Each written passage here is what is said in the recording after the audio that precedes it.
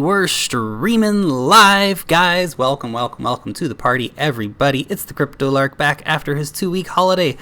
I'm slightly browner than I was before. I was sort of able to blend in with a white piece of paper before, so it was nice to get a little bit of sun out there in Asia.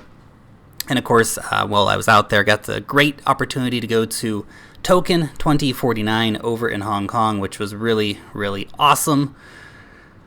Now, I know we've been going a little bit interview crazy over the past couple of days, but I did 7 interviews when I was in Hong Kong, and so I've been posting all those up. We just got the last one out a couple hours before the live stream here with Brad from Dash, so definitely really cool stuff to be having got done. So I hope you guys have really enjoyed that interview series. I certainly enjoyed getting to go and talk to all those people. And for anyone who hasn't been to a cryptocurrency conference out there, man, you guys got to go out and, do it. There's so many of them happening all around the world all the time. So many interesting people come to them.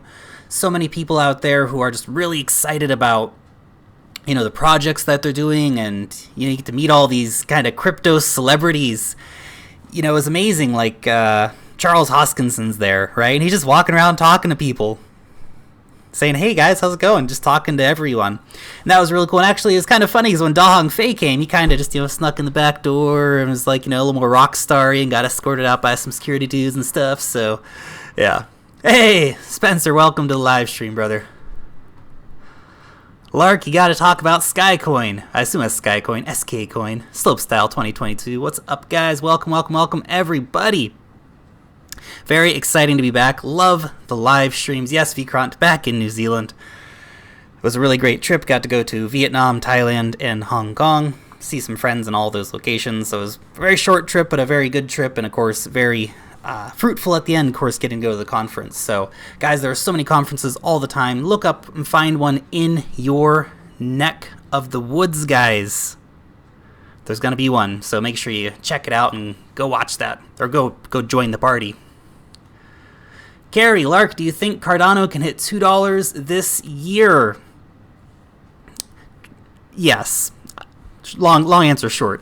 I'm going to give you the longer answer now, but without a doubt, Cardano has some amazing forward-moving potential, but that $2 so much depends on seeing the kind of market moving forward that I believe that the market is going to be. Spencer, what is your take on the Storm run? Seems like a pump. Hard to say. I haven't been watching Storm too closely. It'd be nice, to get in there and find out a bit more about the project, but it's crazy, guys. As you know, there are so many new projects coming out every single day. It is really, really hard to keep an eye on all of them, so nevertheless, before we get into answering the questions too much or getting too much into any of the particular stories that we're going to be talking about today, guys, we're going to come back actually that China filed most blockchain patents here in a little bit. I just want to give you guys a few updates and a few ideas here before we get going. So the first was actually about, I guess, the interviews. I know we've been doing a lot of interviews recently, mainly because I went to Hong Kong and got quite a few of those for you guys. I just want to state, because I know there's been a lot of people commenting in the comment section on those videos, thinking that, basically everything is sponsored on the internet. I just want to let you guys know, if there's ever a sponsored video that I do, I always make that clear at the start of the video. I'm actually going to start writing now in the comment section of all my videos that I do, whether when it is not sponsored, so that people can put their minds at ease, I suppose.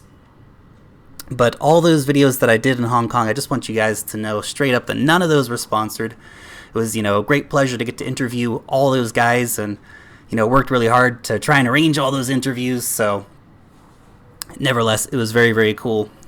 Now, just a further word on sponsored content. I try to really keep it to a minimum, guys. It's what funds the channel. Doing a couple of sponsored ICO reviews once in a while.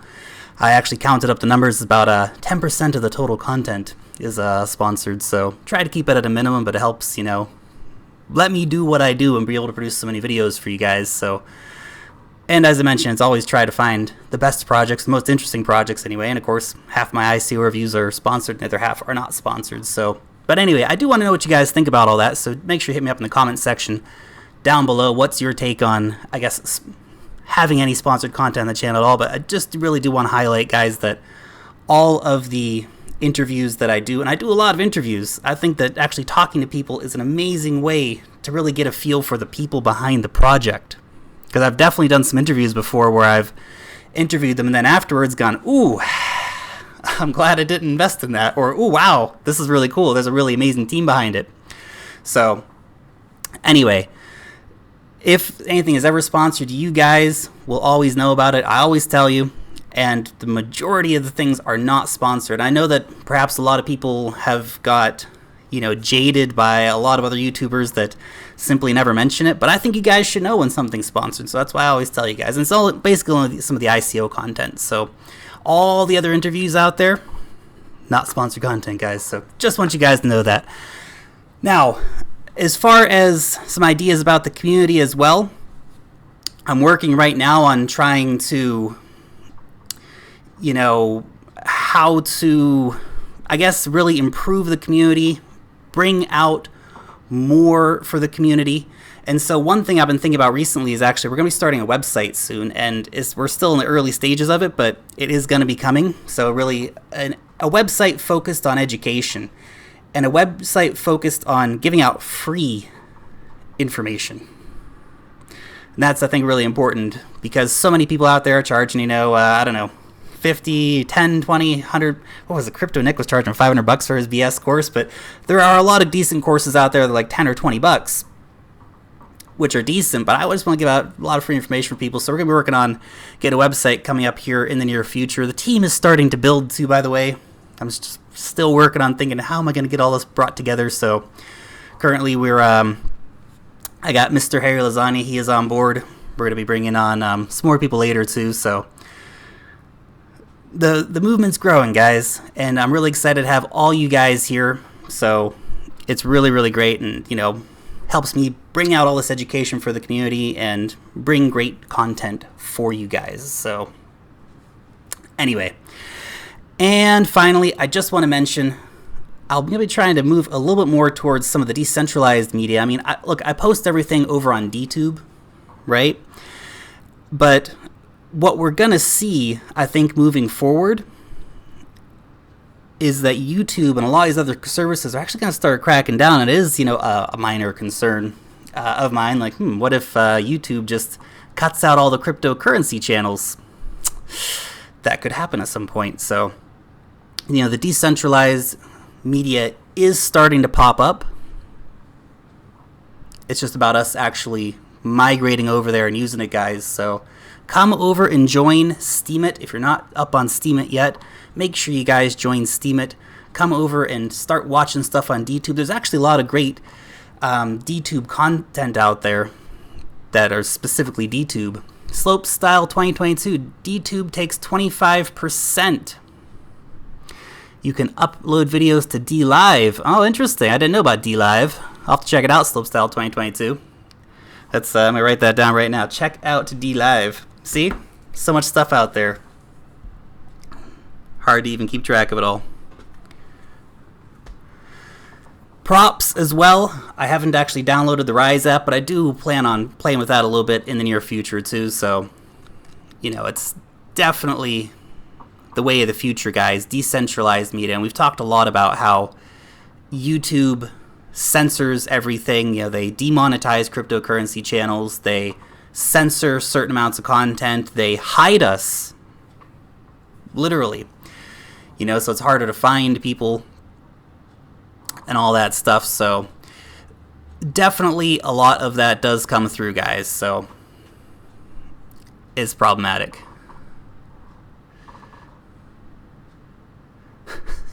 Barry Big Nut, isn't it a bit more for porn, DTube? You're thinking about the wrong one, man. Okay, but anyway, it's amazing the content that does get accepted on YouTube. Anything non-controversial. If you want to talk about Kim Kardashian's butt, you can do that all day long, guys. Just don't talk about anything controversial like freedom or the future of the world or anything like that. Anyway, enough for that right now. Let's move on.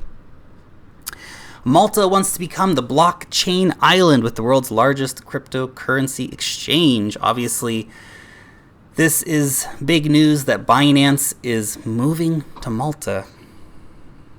That's going to be great. I'm very excited about that. I want to go visit. That would be fun. Malta looks like a very nice place from this picture. What I wanted to lead into from this was how actually these little countries are positioning themselves actually to be really big players when it comes to it, because the big countries, for one reason or another, are coming out and finding ways to scare these businesses away. And the little countries are saying, hey, come here, guys. We're ready for you. Come to us. And you see all these different countries hopping on board. We have Malta, we have Switzerland, we have Gibraltar, speaking of tiny countries. All the Baltic states are going very pro-crypto. And so we see a lot of this happening where these little states are taking advantage, where the big states are actually losing the opportunities. So I'm sure that the CEO of Binance will enjoy laying on the beach over in Malta. It should be a lot of fun. Now, that's not, of course, all that Binance is doing. They are also bringing the USD to crypto trading pairs soon. That is really exciting, guys. Now, look, obviously there's a lot of legal hurdles for them to get over before they can make that into an awesome reality. But that's coming. To actually see real dollars versus Tether dollars on Binance Exchange. I mean, look, they're already the #1 exchange, but if they can continue growing in these positive ways, then they're going to just really be one of the major players long term. We've seen the #1 change around quite a bit, right? But if Binance can really solidify this, if they can get that USD to crypto trading pair coming, if they can get that DEX up and operating and have it be a sweet, sweet DEX with great user functionality, man, Binance is going to kick butt. As my brother says, buy Coinbase, very potentially. There's a lot of competition coming for Coinbase, and look, Coinbase is top of the game right now. They capture a majority of that USD to cryptocurrency business at the moment. I'm trying to get my bank to use my Coinbase account as overdraft. That would be awesome if they do that. Brian Cave says the Binance DEX is huge. I agree. If we can rely on anyone to deliver us amazing DEXs, it's going to be Binance. City of Zion, I am very confident that the Neon exchange is going to deliver something really awesome as well. Barry, good night, Barry. 4 o'clock is pretty late, man. 4 o'clock's pretty late. Go to bed, brother. So really exciting times over there in Binance land. Vovano asks, how about the Tether drama? Tether. A lot of people love it. I'm not such a fan. I actually think that Tether is going to have a rough year. Not to say that, you know, the pudding's going to become unset or any of that other stuff, but more of the sense that we're going to see massive competition for Tether. And with Tether being basically not able to say, yes, we actually have this money sitting here, I don't know how much longer they're going to last in the market moving forward. When we have DGX coming, that's going to be awesome. Chunky Lover 42 and Stephen Hingley. OMG DEX, Stellar DEX. Oh yeah, guys. There's a lot of great DEXs coming, and that of course spells trouble for any non-decentralized exchange moving forward as well. But you got to remember though that that fiat onboarding is huge stuff. So I haven't looked into the Stellar DEX enough, but I'm not sure that you can onboard fiat over there. If you can, bada bing, bada boom. That would be pretty awesome. So coins like Haven, coins like, what's the other one? I think it's Koala, Digix DAO, their DGX gold token when it comes out. There's going to be a lot of new safe coins entering the market that are going to give Tether a serious run for its money. So I welcome those. I can't wait for it to happen. The sooner the better. More competition is great because when we have lots of competition, the best players rise to the top. The ones that don't fall to the bottom, and we forget about them very quickly. Aloha, says Scott. Aloha right back at you, my friend. That's why you load your boat with Omise Go now. Yeah, Omise Go, man. It's still under the radar. And I know. It's like, what, number 20 or something on here? Number 22 with a $1.1 billion market cap, but at $10. Still a pretty decent buy, guys. Still a pretty decent buy. I know I bought a little more the other day. So, definitely got a lot of potential there moving forward, too. Crypto Numbnuts in the house. He made it. Okay. Up next. I liked this article. I thought it was worth sharing. Cryptocurrency has already made you rich. You just didn't notice.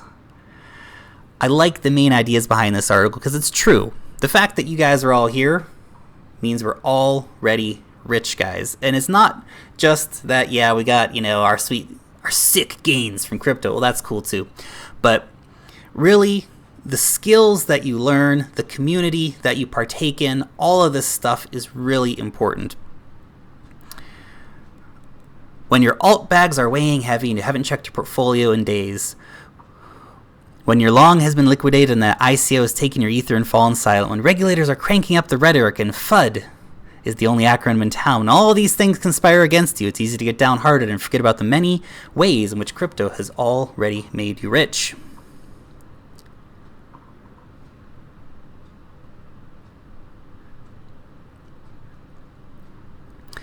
So there's a lot of great ideas here, from security to better understanding of economics. That's great, of course.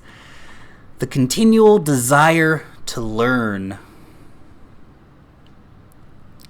Oh, these guys are saying I was offline for a second.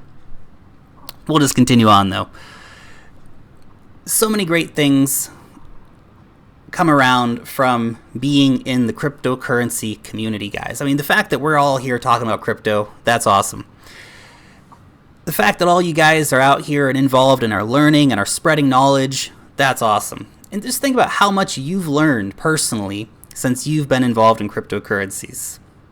And yeah, that's part about learning about, cryptographic addresses and all that fun stuff, and about hashes and all these different fun things. Well, that's cool too, but it also teaches you things like discipline and, how to be more secure and how to think about making the world a better place. Because in a lot of ways, that is what cryptocurrency is all about, guys. Lark, thank you for all the interviews at Token 2049. You are very, very welcome. Okay, this was Simon Dixon. In case you don't know who Simon Dixon is, he's written books like Crypto Assets, for example. So he's a big player in the space. If you don't know the name, you should go look him up. But he's in Tokyo right now, and this is a billboard in Tokyo. That is pretty cool.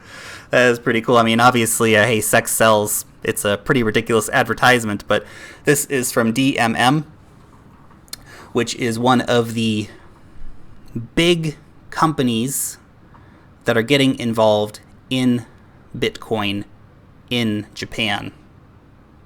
So that's pretty cool. I definitely like that for sure. Okay, over in Venezuela. Venezuelans to buy homes and property with the state cryptocurrency.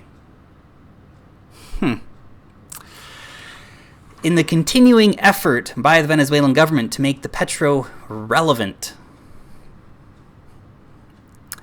they are trying very, very hard to get people to actually use the petro within Venezuela.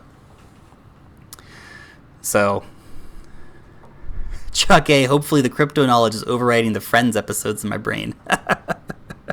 Yeah, think about all those years we spent worrying about silly stuff. We're filling our minds with BS. It's a crazy situation. Anyway, the government is, however, financing the construction of 230,000 new homes using money from the pre-sale of the ICO, which I guess is a positive thing. But again, the whole Venezuelan government is broken. So, yeah.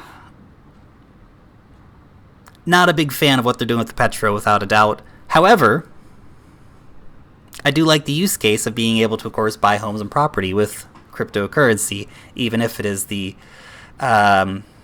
probably going to be horribly run, state centralized cryptocurrency run by an inept government. Still provides an interesting use case for the cryptocurrency overall. Wovovano says, I think Dash prices are held down by the Antminer X3 as Dash is the crypto night algorithm, so as this is the most profitable coin to mine at this point, the incentive to sell it is high. Yeah, it's problematic. To speak more widely about the Dash situation, it's really, you can see that Bitmain kind of just doesn't, they just do what they want to do, irregardless of what the communities or coins might think about those. And hey, to be fair, that's kind of how it's supposed to work. And we are supposed to be seeing things being developed without the input of the centralized authority. And yeah, that's unfortunately kind of what Bitmain does. They just create stuff that is going to make money for people. And to be fair, the people who got the Dash miners at the start made some money, but only the first round. Now they've actually killed Dash mining, which is really unfortunate. We have to wait for the next generation of Dash miners to come out, and hopefully it's a more measured step than what we had before, where we had basically, we went from, you know, mining Dash with sticks to mining Dash with nuclear bombs or something like this. So hopefully we will see that change up a little bit here in the future moving forward.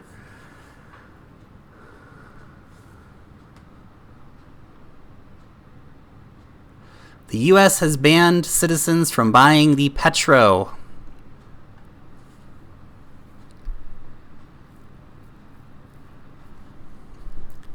Not sure why we would want to, however. Yeah, that's a good point, Spencer.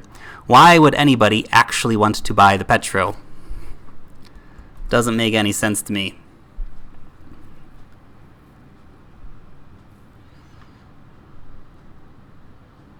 There we go. Did you see David Hay bring hundreds of pounds of petrodollars? The bolivars, yeah. Yeah, I saw him bringing that big pile of bolivars back.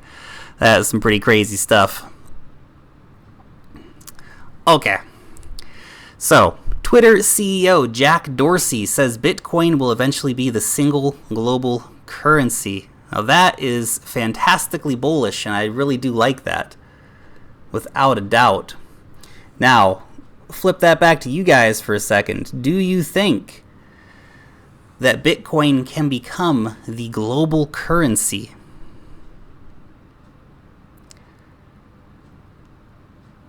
That's a pretty interesting thought in my mind. Obviously, when Bitcoin was created, I think they had the intention of, hey, how can we actually make this become globally relevant? I would like to see Bitcoin become the global currency. Without a doubt, it certainly gives you the ability to do it. I3UTM, Twitter bans crypto ads, but the CEO confirms global currency. What? Yes, I know. So much hypocrisy, guys. It blows my mind sometimes. Yeah, you know, and like Google, for example, coming out, and they haven't done away with the phishing sites, right? But they are doing away with the advertising. Right. Good stuff. Anyway, he may simply... let's go conspiracy theory here for a second, guys. Why would he be saying, yeah, it'll eventually be the single global currency, but not want people to know about it? Accumulating, man. He is accumulating. Of course. Maybe not. But nevertheless, it is always enheartening, regardless of perhaps the hypocrisy, to see people coming out and say, hey, this thing is gonna be big. And people who are inside tech companies, who are kind of in the know, at least to an extent, right? Bitcoin does not have the military backing. But that's the exact point, Kevin. U.S. military makes sure the U.S. dollar is number one. This is part of the reason why the U.S. dollar is so dangerous, because the tax money goes into, of course, funding the global war machine. Not to get too much into politics, that is part of the problem. If we can, of course, think about a decentralized currency, which doesn't, of course, pay all of the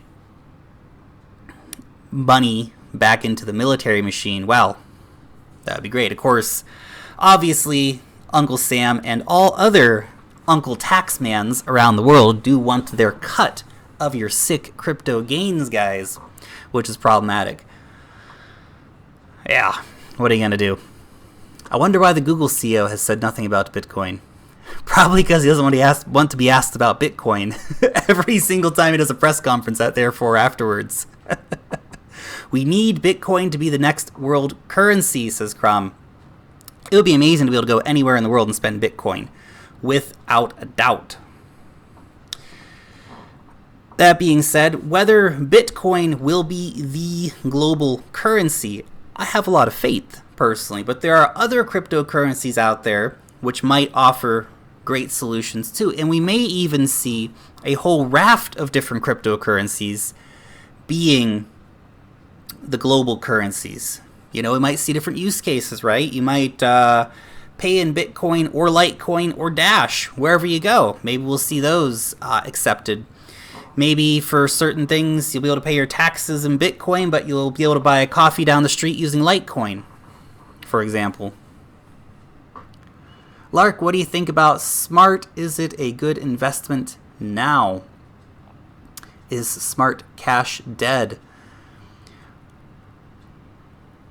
I like what Smart Cash is doing, and I like the overall idea behind Smart Cash.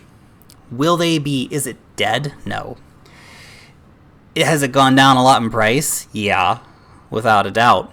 I like that they have rather cheap masternodes at the moment, and if you actually believe in Smart Cash and what they're trying to do, then it offers you a pretty decent opportunity right now to be able to get back in. We've seen the potential of Smart Cash a few times. It is a coin that has pumped a few times, big time, and then gone back down, big time again. So that's something to think about, guys. This is one of those cryptocurrencies, but they are very active. They are very active. They are constantly out there trying to get their message across, trying to get people to pay attention, trying to get, I guess, use cases. And they're working in Africa and they're working in South America. That is really cool, guys. They're doing a lot of good stuff out there. And if they can get communities using their cryptocurrency, that will be really, really valuable in the long run, because, of course, that's what matters at the end of the day. If you have communities which are using your cryptocurrency, that's what it's all about. If we can have whole countries or whole communities in countries in Africa using Smart Cash because it's cheap and they have cheap masternodes and it's quick, well, there you go. Blake asks, are you still positive on Dragon Chain? Their first round of incubator ICOs are starting soon. Yeah, I'm still positive on Dragon Chain. I think especially anyone who got in at the ICO, I think they've done very well out of that. And look, the whole market's down. A lot of projects that were up really high have come back down substantially and given a lot of great buy-in points. And I know everyone's kind of probably getting tired of buying the dip. The dip has become the normal. You can't eat dip every day, guys. So... Nevertheless, though, what Dragon Chain is doing with their slumber points and, the ability to get into these cool ICOs that are all, of course, available for American citizens. So all you guys in the US out there who are looking for ICOs to invest in, you need to check out Dragon Chain because they're there for you. That's what they do. Pretty cool. Chainlink mainnet coming. Thoughts on this? My thought is that that's great. Chainlink's cool. Not much more to say about than that, though. Mainnet launches are always great, though. Obviously, we have to see them, now getting some more partnerships and things. I remember when Chainlink first really popped up and got a lot of attention was back at the conference in Toronto, that weekend when the Ripple conference and what was it? The Stellar? Was it Stellar? No, the Swift conference. That's right. They were like right across town from each other. Lark, what are your thoughts on Ravencoin? Ravencoin's cool. I've been looking into it a little bit. I am going to be doing a review on Ravencoin in the near future for you guys, so keep an eye out for that coming.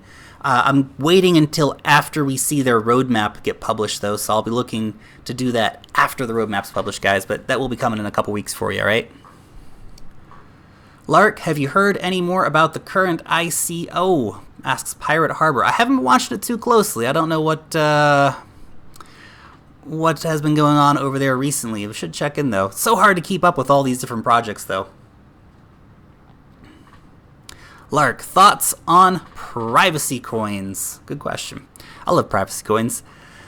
My one thought, though, is that I think moving forward, privacy coins are going to need DEXs to survive, because if you see a lot of these, let's call them compliant exchanges, well, those guys are probably going to, at some point, delist a lot of the privacy coins. Why? Because one of the biggest concerns for regulators is how they can tax your cryptocurrency gains. And if you have privacy coins, well, it starts to become a bit harder, doesn't it?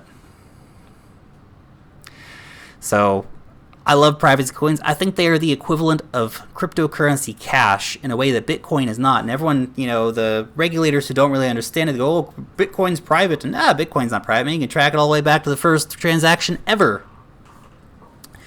Now, that being said, with privacy coins, if I pass you some PivX, that's just the same as you and me sitting in my house and me giving you a few bucks. Nobody knows what happened. So I like privacy coins. They are really cool for that, but I do worry that they are really going to be dependent on DEXs moving forward. I guess not worry, but it's more of the reality is they're going to need DEXs moving forward. Spencer, did you have a few minutes to check out Encash? No, I have not had a chance to check out Encash yet, but it is on my top list of coins to be reviewed here in the near future. So Nucleus Vision is coming soon, guys. I will be doing a review on that because it seems really cool. Raha Ram, Lark, your recommendation to a poor man with $500 for an altcoin investment. Well, first off, if you have $500 to put in cryptocurrencies, you, my friend, are not a poor man.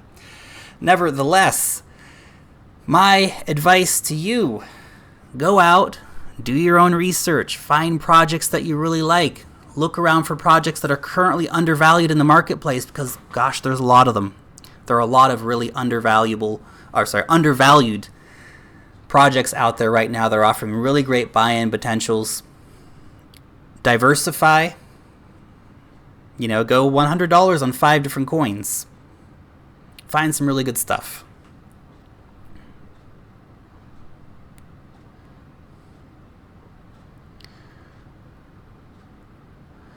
Turtle Coin, Stellate Coin, Intense Coin. So many new coins. So many new coins. Speaking of DEX, BlockNet is on beta. Cool. Encash is a scam. I don't think so. I highly doubt that Binance would list a scam coin, considering they have a whole legal team that goes through this kind of stuff. If you have some real evidence about a coin being a scam, then you should, of course, always present that evidence when calling something a scam. It's really easy to throw out the word scam in the crypto space, and you guys know we talk about this a lot, but just because you bought something at an unfavorable time and then sold it later, for example, does not mean, of course, that something is a scam. Far from it, of course. Almost 200 people watching, getting crowded in here. Alright, so we're going to skip that story, actually. I want to talk a little bit about Africa. Paxful trading volume shows popularity of Bitcoin in Africa continues to grow. Mr. Simon, thank you for the contribution. Any thoughts about Lala World? No, but I need to look into it one of these days. I really, really do. Okay. I like the use cases for cryptocurrency to be able to actually give people financial tools that don't have them. And I know this is something that gets talked about a lot, but you see it actually happening all the time. And, David Hay, he was down in Colombia the other day, and he sent, some Ethereum to someone, and it was impossible to get this person money otherwise. Or we see, for example, what the guys from Paxful are doing over in Africa, and it's awesome. There's currency controls. You can only buy, so many dollars a day and all these different things. It's an absolute mess, guys. And so the potential for things like Bitcoin, particularly use case-wise in Africa and South America and across large parts of Asia, particularly Southern Asia, to be this vessel for people to access financial services is going to be amazing moving forward. So I'm pretty bullish on that. I'm just going to go back to a quick question here. Charlie Lee says Verge is a scam. Well, I don't know what Charlie Lee has been talking about. And look, you guys know that I did a review on Verge a long time ago, and I wasn't super bullish on it back then. And I'm not particularly impressed with their having to do this fundraiser. Look, you can do fundraisers. I'm not against the idea of doing a fundraiser, but realistically, when you have the devs with a lot of cash sitting around, or simply they should perhaps think about having a different model moving forward to fund themselves. But that in itself doesn't make it a scam. If we look at Verge, though, the Wraith protocol, I believe, has been late in coming out. Yeah, I don't know. It's one that's never attracted my investment, and it still doesn't. So, what are you going to do?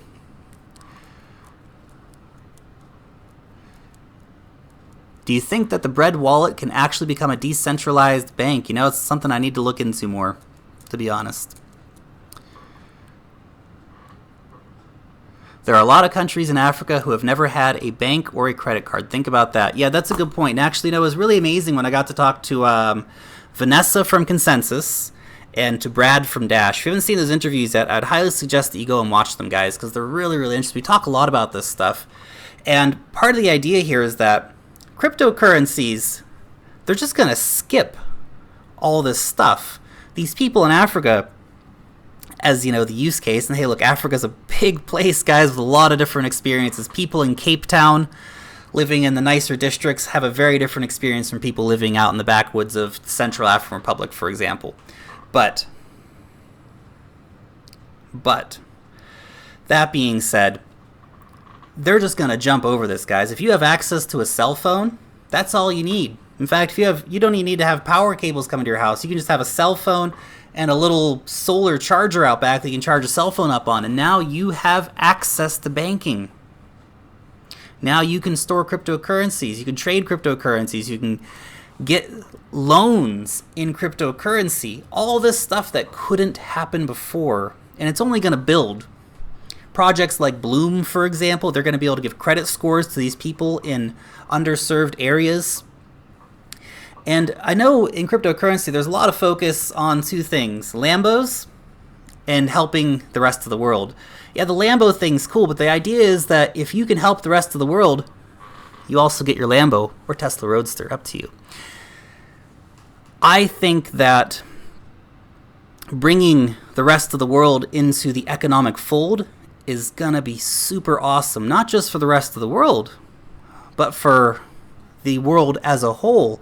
I always just think, how many Einsteins have died in Africa or in the underserved regions of Asia, for example, or in India, because they didn't have access to clean water when they were kids.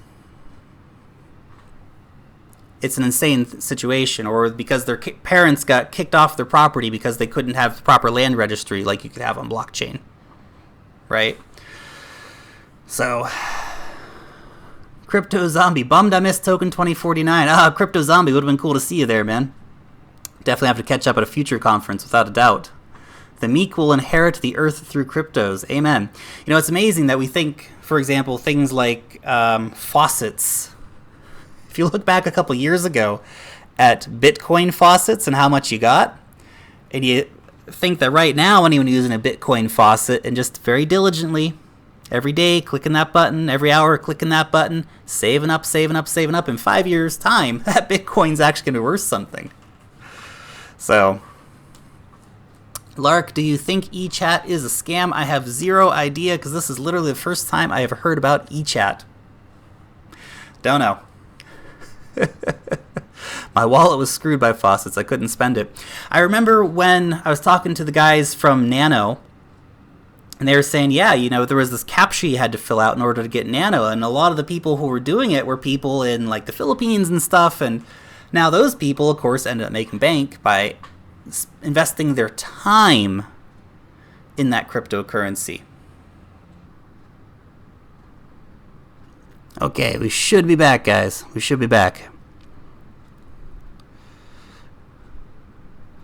We're just going to go past that story right there and see see what happens here. Are we back? We back. I refresh to see the spinning through again. All right, guys, let me know if we're back. Hopefully we're back. That's really interesting, actually. You know, I logged back in and started the stream again. I wonder, guys, because on my side, it was streaming perfectly. I wonder if the topics that were being discussed a few minutes ago got the old YouTube there to stop the stream. Because it was interesting, because on my side, everything was streaming perfectly. Fascinating. What happens on YouTube? Decentralized media, guys. Decentralized media. I gotta download the Rise app. Maybe I'll do that next week before the live stream. Might restream on YouTube, actually. We'll stream from the Rise app over on Props, but we'll see if I can get that set up in time. Anyway, let's move on. Thailand's government battle with crypto enters decisive phase. I would be really... Again, this kind of comes back to what we were talking a little bit about earlier, but any country that comes out against crypto right now is just... They're just killing themselves. I don't understand why they would do it. You know, I understand maybe they want to bring out some common sense legislation that's going to help them, blah, blah, blah, blah, blah, blah. Yeah, they want to get taxes. We get it. We get it. They want to get the taxes. But... You see, governments should be all about this, especially someone like Thailand. Come on, think about how many more taxes they could get if they just let all these unbanked people get banked. They don't see it that way, of course. They see it as a direct threat to their power, because when you have decentralized media, they can't control it. When you have decentralized money, they can't control it. If you take Thailand as an example, imagine if you have a decentralized media where you can put on images of the king, for example. Right? Or you can fund anti-royal organizations, for example. Well, they won't like that, will they? You can literally get put in prison in Thailand for saying something bad about the king. Which is ridiculous. Thailand has a very controlling government. It does. It's such a beautiful country. It's unfortunate that it's still a monarchy. What are you going to do? What are you going to do, guys? Okay. We're going to move on here. What's this? A guide to emerging cryptocurrency technologies. Now, look, this is far from a definitive guide, but I thought that it's really worth pointing out all the exciting things that are happening when we see all these new techs coming out. And they talk here about some new blockchains, and yeah, new blockchains are going to be really important. WAN chain and Silica, for example. You know, Hashgraph has been getting a lot of play recently, but look, it's very centralized. Yeah, it's fast, but so are a lot of others, and a lot of others will be very fast as well. That's the thing to keep in mind. You don't think that the guys over at Ethereum have been sitting on their butts the whole time? No, actually, they have been sitting on their butts, but they've been sitting on their butts at their computers, developing and working very hard to develop. So having a lot of transactions per second for Hashgraph doesn't impress me. And what impresses me even less, of course, is the centralization of it. Now, obviously, I need to look at it a little bit more, but that's my immediate thoughts on that. But we'll see a lot of these new techs coming out. The decentralized exchanges are going to be the biggest thing for us moving forward, because it's going to let us move outside of the necessity to have these trusted third parties. Someone asked, Pump It, Dump It asks, Lark, can you talk about what would happen to Tether once Binance introduces USD pairs. Look, Binance isn't the only one out there with USD pairs right now. I think that's an important question, or important thing to keep in mind here. You can get straight up like real US dollars, should you like them, on Gemini or on Coinbase right now, right? They don't use Tether. But a big exchange like Binance using Tether, that is going to be very important when they actually go to US dollars, because it's going to challenge the supremacy of Tether as far as the US dollar markets go. But you got to keep in mind too, as mentioned earlier, we were talking about safe coins. There is a lot of competition coming for Tether, and I think that even more than Binance taking on like actual money is going to be what's going to bring Tether down in the long run. Better competition, basically.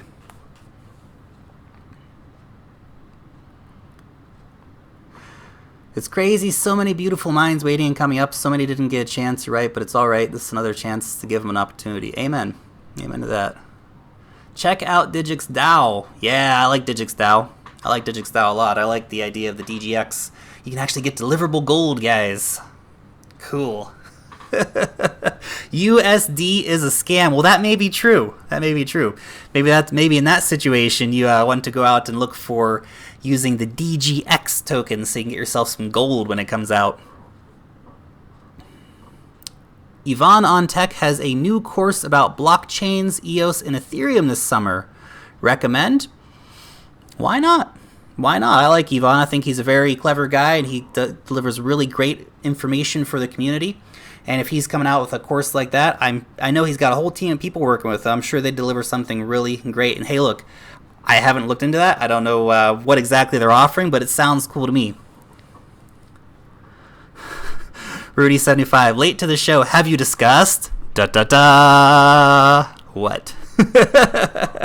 What is it, Rudy75? The suspense is killing me. Yes, every fiat is a scam. Yeah. What is your take on Digibyte today?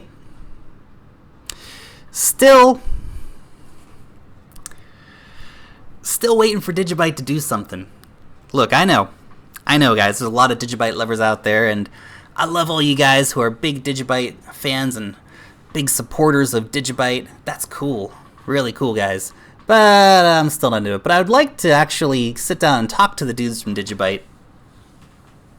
That would be really cool, actually. And sometimes it just gives you a whole different vision on what's going on. 'Cause sometimes you can't see it all when you look at the webpage and you look at the social media and all this stuff.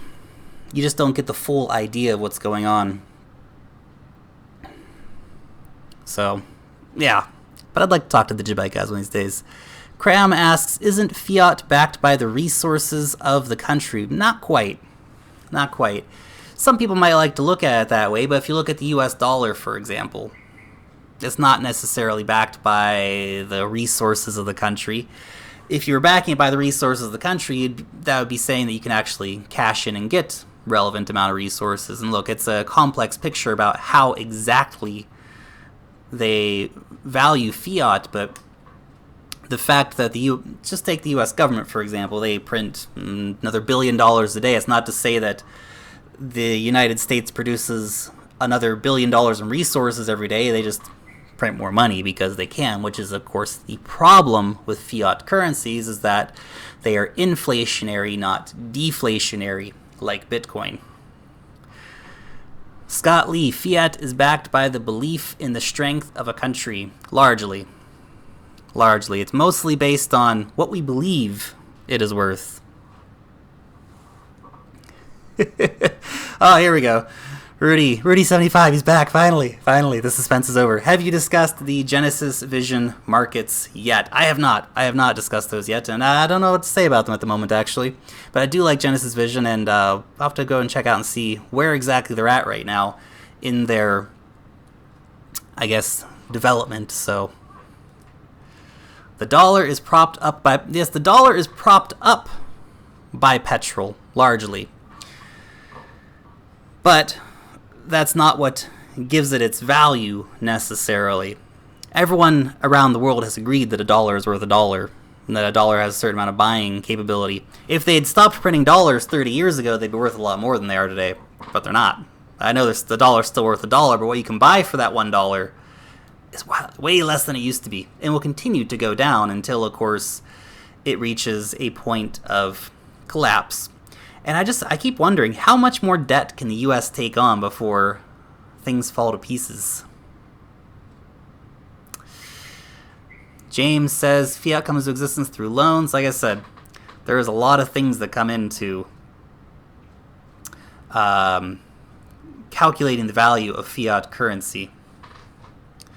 Why is Nexus listed on so few exchanges for its age? Interesting question. Interesting question. I know they're getting listed on more and more exchanges all the time. Part of it might be they're simply not willing to pay to get listed on exchanges. Remember, exchange listings cost a lot. Night Strike. Lark, please answer this. In your opinion, is Neo done? Of course not. Neo's just getting started, man. Only getting started. Long way to go for Neo. If you're counting Neo down and out, no. There's only little bits of FUD that keep happening, and look, some things that are brought up are really valid points and are security issues, for example, that need to be addressed, or whatever else it might be. But you got to keep it real, guys.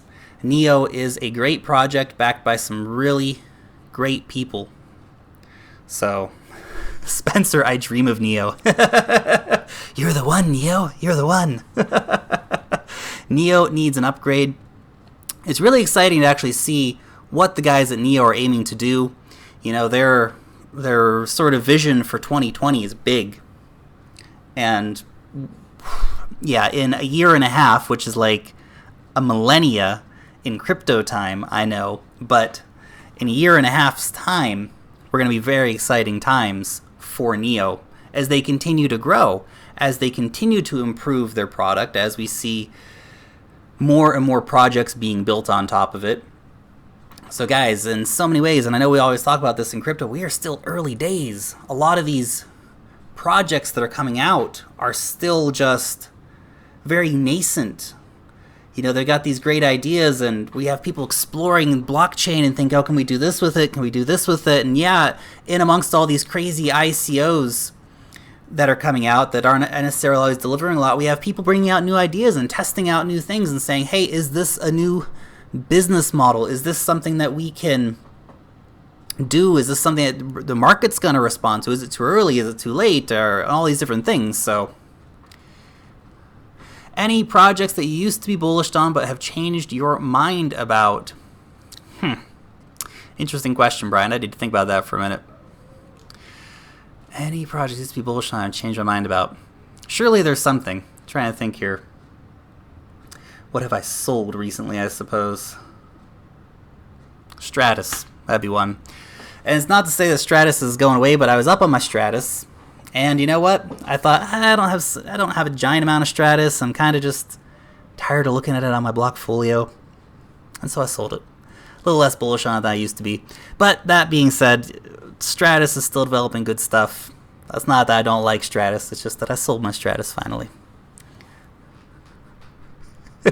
Any coins you invested in that you forgot about but still have an investment in? That's a great question. You know, I actually had somebody a while ago, and this isn't for me, but somebody commented in my comment section like, oh, hey, by the way, you know, actually I was looking the other day and I found an old laptop and I realized that I had like 300 Dash on it or something. I was like, what? That's crazy. So it does happen. I have not forgot about any of my crypto investments. I have like a list of different things over here for things to check back on, like my my Universa, for example. It's still sitting over on the website. I didn't take the ERC20 changeover, for example. So sometimes it's hard to keep track of them all, guys. Do you see any fiat to crypto card being used in retail, restaurants, etc., i.e. PundiX, 10x type projects? And do you see a project supported by MasterCard, Visa, or will they make their own eventually? Great question, Jesse. Great question. I really like that. Now, look, the fiat to crypto card is, for some, like kind of a holy grail because it lets you spend so easily. Now, the problem is that you're using the existing systems, which we're kind of wanting to overthrow anyway. So that's one problem of it, but that's perhaps a different part of the equation right now. We're going to have all these intermediary steps actually before we see full decentralization of ideas. Now, the problem, of course, for the fiat to crypto cards, or crypto to fiat cards all the way around, has been that the card issuers themselves have been against them. And so, because of that, they've had a really hard time actually delivering cards, because there are 200 different jurisdictions around the world, probably more than that when you account for different state-to-state laws and territory-to-territory laws and all this different BS. It's going to be really hard for these projects to come out. Now, look, I just reviewed or talked to the guys from Moxie 1, and they're aiming on just Australia to start with, and I think that's probably a good idea. You know, 10x, maybe they were too ambitious in trying to deliver cards all around the world, and it kept getting knocked down and knocked down and knocked down, and hey, 7 months ago I paid the 10x guys, you know, for a card that still hasn't arrived. If the guys from Moxie 1, for example, can just do Australia, if that's all they could do, that would be something. And so that's one of the reasons why I like their project, that we're just going to try and do Australia first. We'll think about everything else later, because at least, of course, Australia has a pretty decent regulatory environment when it comes to those at the moment. But to move on to Pundi X, that is some cool stuff right there. I like Pundi X. I like what they're doing, that they're going to have this point of sale capability to go out and get cryptocurrency. That's going to be really great. The reason I didn't invest in their ICO, and maybe I should have, you never know, but I didn't.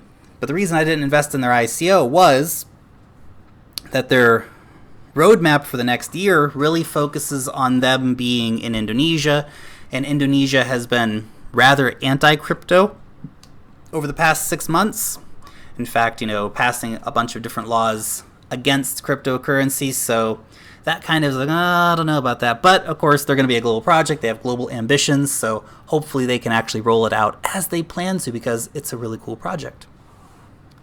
Okay, final question for the day, guys. Crypto community needs to begin their own bank to set up cards. Decent idea. Are we looking at which exchanges in what currency? Tron.